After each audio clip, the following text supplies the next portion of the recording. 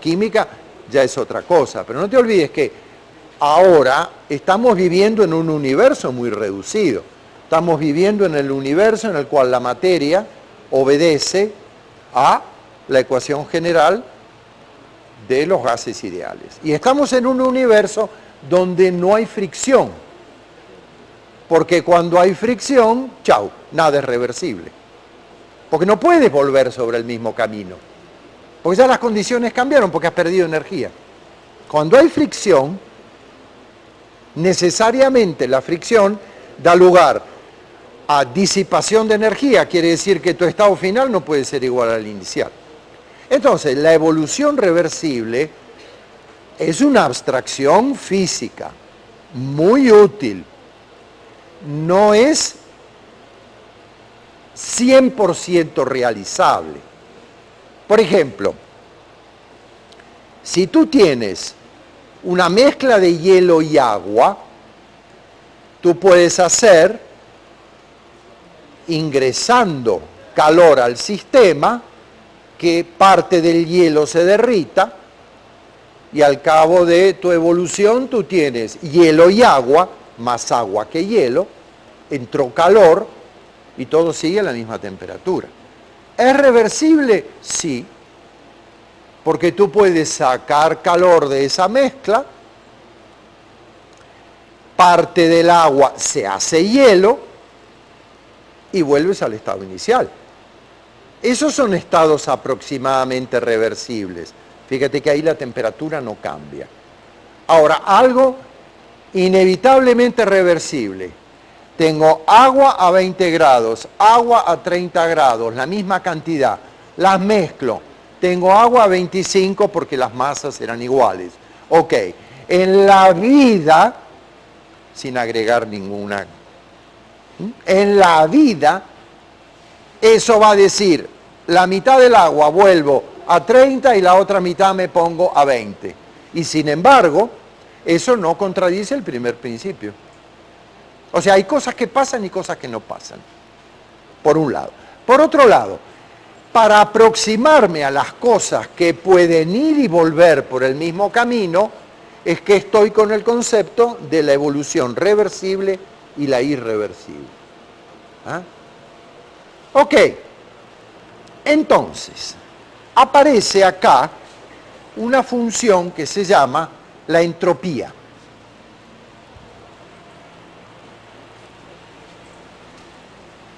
Aparece la función entropía y es una función de las coordenadas termodinámicas.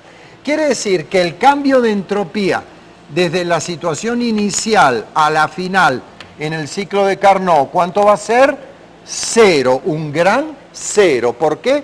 Porque esta es una evolución reversible y cíclica. El segundo principio de la termodinámica, en otra versión, ahora viene una tercera versión del segundo principio de la termodinámica, dice que el cambio de entropía en una evolución es igual a cero si el proceso es reversible. Bueno, acá voy a poner total. Y el cambio de entropía de una evolución o de un proceso o de una transformación es mayor que cero, la total, si el proceso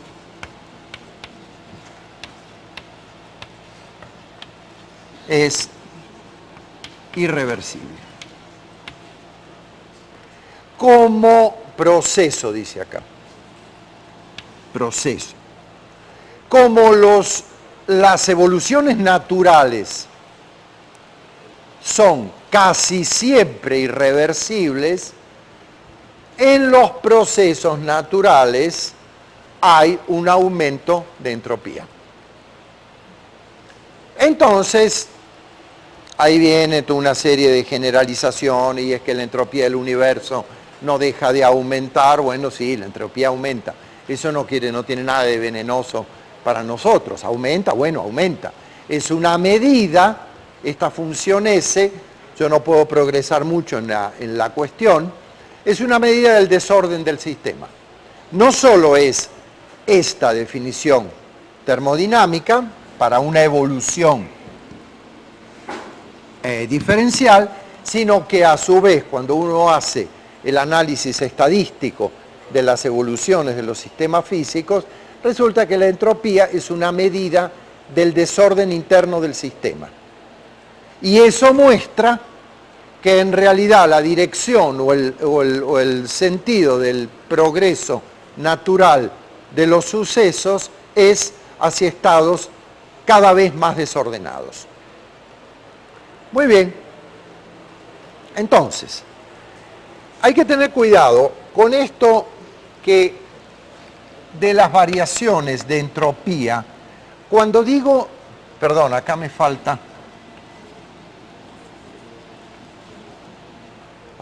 poner el 0. Cuando digo total, digo cambio de entropía del proceso, del sistema que estoy considerando y de su entorno. Entonces, vamos a hacer algún ejemplo. Del proceso y de su entorno.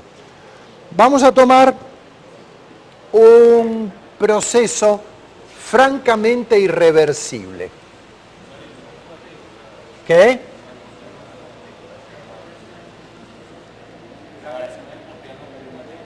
¿Que si puede ser negativa? Sí. La variación de entropía puede ser negativa. Lo que ocurre es que en un proceso reversible, si la variación de entropía es negativa para una parte del proceso, es positiva para la otra y suma 0. Si el proceso es reversible. Pero la entropía puede disminuir, claro está. Bueno, mira, acá. Aquí, en esta parte del ciclo de Carnot, la entropía va a disminuir. El sistema tiene un delta Q negativo, la temperatura se mantiene constante. Aquí, en esta compresión isotérmica, la entropía disminuye. Pero, si yo le agrego el cambio de entropía de la fuente térmica que está recibiendo esta cantidad de calor,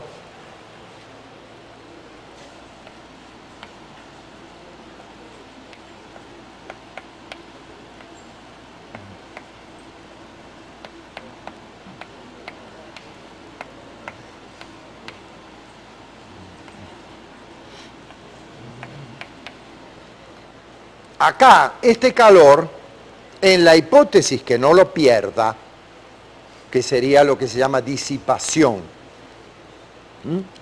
ese calor entra acá y aumenta la entropía de este sistema.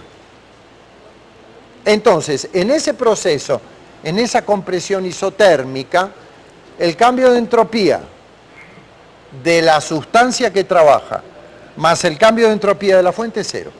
¿Por qué? Porque es una evolución reversible. Si fuera irreversible, sería positiva. ¿Me explico? O sea, la entropía, claro que puede disminuir. Ok, entonces vamos a hacer una cosa. Ahora vamos a hacer una cosa. Vamos a calcular el cambio de entropía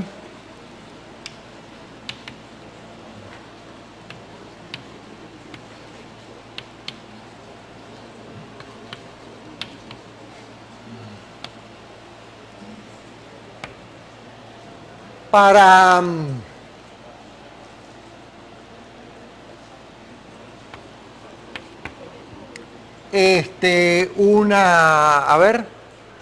para algo bien irreversible, para una ¿cómo se llama? Una expansión libre.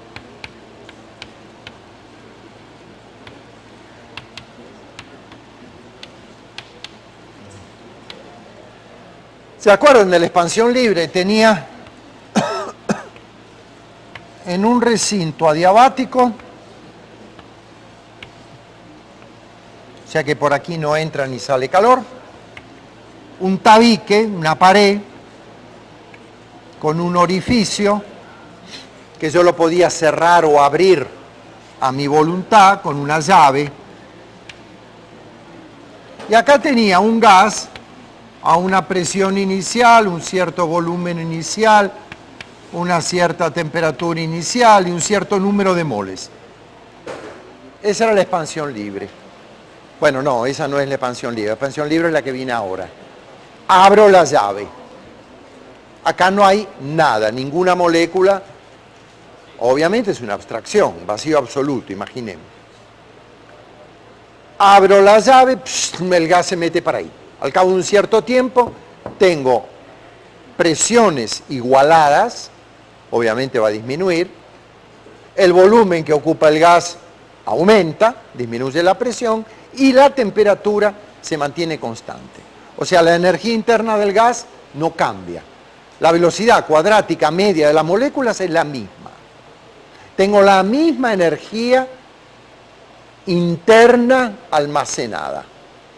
No entró calor, no entró trabajo, no salió calor, no salió trabajo, no cambió la energía interna, pero la situación termodinámica es otra. Entonces, si yo hago un diagrama presión-volumen, ¿qué va a pasar? Estaba acá y terminé por acá. P sub 0, V sub 0, P, V sub 1, P sub 1, y yo estoy seguro que estos dos puntos los enlaza o los enhebra un isoterma. Pero no la quiero dibujar llena, porque no es verdad que el sistema vaya por un isoterma. No va por la isoterma.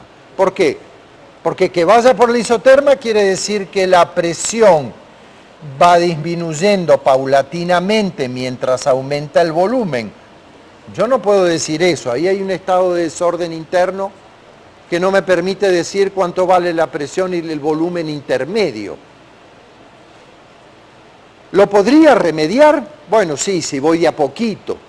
Abro y cierro, abro y cierro, abro y cierro, de manera de tener presiones y volúmenes definidas. Pero de todas maneras, una vez que el sistema llegó acá, el sistema no vuelve. No hay manera de invertir y de ordenar esto. Ahora el sistema está más desordenado que antes porque la probabilidad de encontrar una molécula es menor porque antes la tenía encerrada acá, encerradas acá, ahora las tengo distribuidas en un volumen más grande, la probabilidad de encontrarla es más chica y el sistema no se vuelve a meter ahí. Poder podría, el primer principio no lo impide. Esta es una experiencia que hizo pensar muchísimo a la física o a los físicos. Es más, en algún momento se hablaba se inventó una cosa que se llamaba el demonio de Maxwell, porque Maxwell trabajó en esto. Y entonces decían, bueno, supongamos que pongo acá un pequeño demonio, un satancito, que cada molécula que agarra, ping, la mete ahí adentro y no la deja salir. Bueno, el demonio de Maxwell, ¿qué haría? Convertiría en reversible algo que no lo es. Muy bien, entonces, ¿cuánto vale el aumento de entropía? Bueno, yo no puedo calcular desde 0 hasta 1, el aumento de entropía no lo puedo calcular así.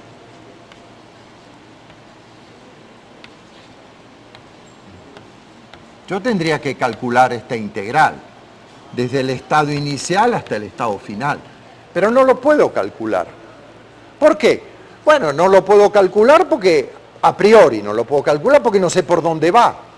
Entonces, ¿qué temperatura meto ahí? Si de repente se calienta o se enfría, ¿y qué calor meto acá? Si aquí en realidad no está entrando calor. Entonces, ¿qué es lo que hago? Digo, bueno, pero no importa, lo voy a calcular. ¿Por qué? Lo voy a calcular porque la entropía es una función de estado. Hay una S de 0 y hay una S de 1. Yo lo sé, es función de estado. Mi argumentación dice que en un ciclo cerrado es 0. Es una cosa que solo depende de los estados termodinámicos. Entonces, ¿cómo la calculo? Bueno, muy simple.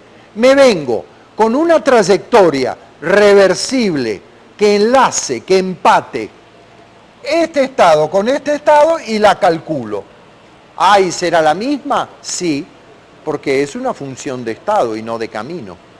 La calcule por el camino que la calcule, esta diferencia depende de este estado y de este estado. Eso dice la función entropía. Entonces, ¿cómo hago para calcularla? Bueno, hay que ser un poquito creativo, ¿ah? Eventualmente un poco perezoso no viene mal para hacer el menor trabajo posible, y hay que calcular cómo haría yo para llevar al sistema desde este estado a este estado por una trayectoria reversible. Bueno, eso no es muy difícil. ¿Qué hay que hacer? Hay que dilatarlo a temperatura constante. Bueno, perfecto. Entonces yo tomo el gas, que estaba a P sub 0, B sub 0, T sub 0, y hago una evolución reversible isotérmica. Eso es, lo pongo, dejo que entre una pequeña cantidad de calor. De modo que el gas, sin calentarse, haga trabajo. Le dejo entrar una nueva cantidad de calor, de modo que el gas, sin calentarse, haga trabajo y se vaya dilatando. Eso hago. O sea, el proceso reversible habitual de expansión isotérmica. Un isoterma reversible que yo uso para enlazar ese estado inicial y ese estado final. Muy bien, entonces, ¿cuánto vale delta S? Bueno, si voy por una isoterma, delta S vale delta Q, la cantidad de calor diferencial que va entrando pasito a pasito, dividido la temperatura a la cual ingresa ese calor. Es una evolución como esta, ¿eh? Es un isoterma reversible. Entra calor que no se usa para calentar el gas, pero sí para hacer trabajo. Muy bien. Entonces, si es un gas ideal, esa cantidad de calor que entra, como no va a haber cambio de temperatura en el gas, no va a haber cambio de energía interna. Entonces, todo ese calor que entra va a trabajo. Entonces, ese calor será P diferencial B, o sea, una pequeña cantidad de trabajo. Fíjense que al trabajo le vuelvo a meter el diferencial ese raro, no la D, el delta, porque el trabajo tampoco es función exacta, no es función solo de las coordenadas. Pero si entra una cantidad minúscula o diferencial de calor, entra una cantidad, se convierte en una cantidad diferencial de trabajo. ¿Me lo asegura quién? El primer principio de la termodinámica en su forma diferencial. Si entra delta Q, tiene que haber un aumento de U más un trabajo mecánico realizado. Fíjense bien que a estas dos le meto el diferencial raro, el diferencial que no es función de camino. A esta le pongo el diferencial habitual porque U sí es función de punto, solo depende de las coordenadas. Pero ocurre que si la temperatura no cambia, esta cosa no cambia. Entonces, todo el calor que entra se transfiere a trabajo. Cosa que ya hemos visto, es una expansión isotérmica. Muy bien, pero el trabajo para un gas ideal se escribe así y esta evolución se hace a temperatura constante. Entonces, ¿eso qué me va a quedar? Me va a quedar la integral de... ¿Cuánto vale la presión de un gas ideal? Vale N por R por T sobre T sobre V, perdón, nRT sobre V, diferencial de V sobre T. Esta es la expresión de la presión para un gas ideal que va por estados de equilibrio, si no, no podría escribir esto. Como va sucesivamente por estados de equilibrio, la presión siempre está definida y siempre va satisfaciendo la ecuación de estado de los gases. Muy bien, entonces esta T se va con esta T y esto me queda NR por el logaritmo neperiano del volumen final 1 sobre B0. Esto es el incremento de entropía. ¿Es positivo? Sí, sí, claro. B1 es más grande que B0. Es positivo. Ahora, acá hay todo como una...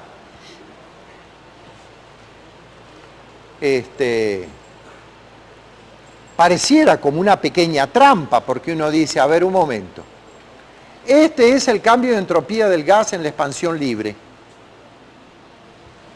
me da positivo. Sin embargo, yo lo hice reversiblemente, ¿por qué no me da 0? Repito la pregunta. Acabo de calcular el cambio de entropía del gas en la expansión libre. Me apoyé en el hecho de que la entropía es función de estado, entonces dije, bueno, como yo no sé por dónde va, enlazo estos puntos con una expansión isotérmica, calculo el cambio de entropía y chau. Y lo hice, muy fácil. ¿Dónde está el hecho que lo calculé por una trayectoria reversible? Y bueno, acá. Yo dije que iba por un isoterma reversible. Bien. Y entonces el cambio de entropía me dio positivo. Y si en lugar de haber hecho una expansión libre, yo hubiera hecho una expansión isotérmica del gas, ¿qué hubiera pasado? ¿Me va a dar igual? Es mi pregunta. A ver si pescan lo que está subyacente acá. O una expansión libre, o agarrar el gas y hacerle una expansión isotérmica. Los estados finales son iguales. Si hago la expansión libre, esta es la variación de entropía. Si hago una expansión isotérmica, ¿cuál será la variación de entropía de la evolución? Vamos a calcularla.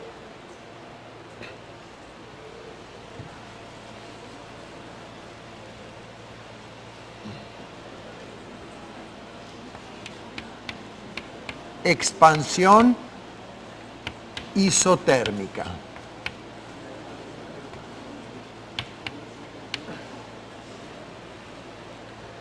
Ahora, para la expansión isotérmica puedo decir esto.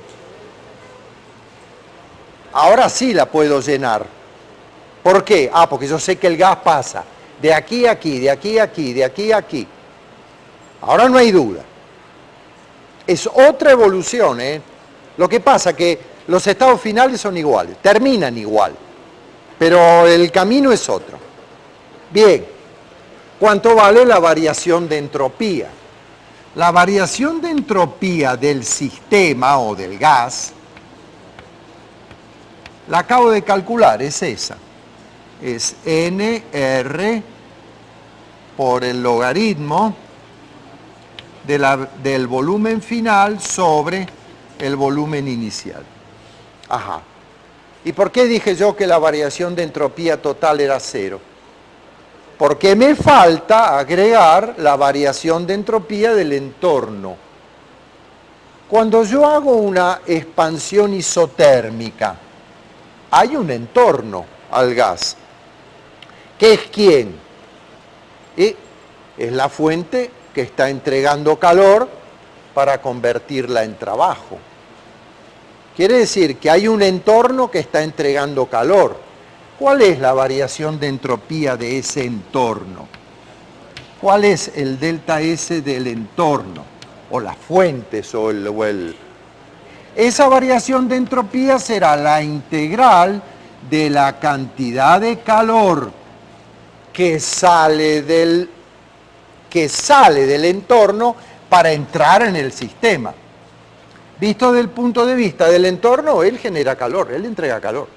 Hay una fuente térmica que está entregando calor sin cambiar su temperatura. Muy bien, entonces, perdón, me olvidé acá. Entonces, ¿qué cantidad de calor va a suministrar la fuente térmica? La misma que la que entra para la expansión isotérmica. Muy bien. Y como la expansión es isotérmica, esta T sale fuera. Quiere decir que aquí me va a quedar el delta Q que ingresa en el sistema sobre T, pero desde el entorno ese delta Q es negativo, porque la fuente térmica entrega calor, se le va.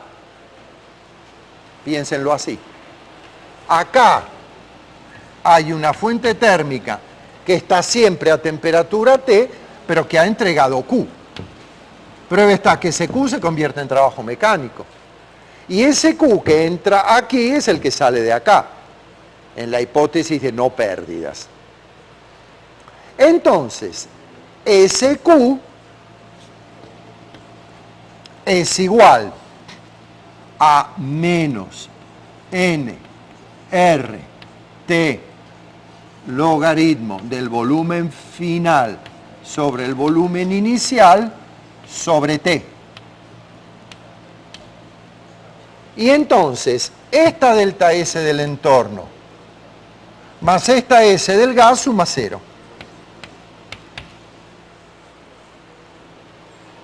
Entonces, en el proceso reversible, la variación total de entropía es 0. Tengo una fuente que entregó calor, hubo una expansión isotérmica y es efectivamente reversible, porque yo esta evolución la puedo revertir.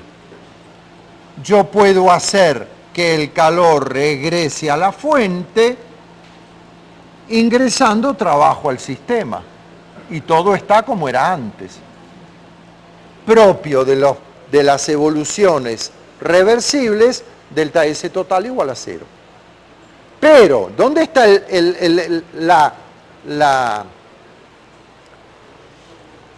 no quiero decir la trampa. ¿Dónde está la diferencia entre una cosa y otra? Que si a mí me preguntan, para la expansión libre, ¿cuánto vale el cambio de entropía? ¿Pero qué? ¿Y el de la fuente? No, no hay fuente. En la expansión libre no hay fuente. El gas hizo... se expandió y hay un aumento de entropía.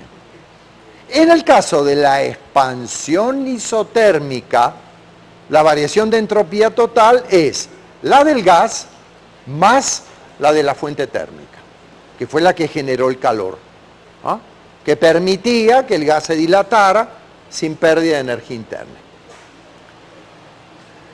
Ok.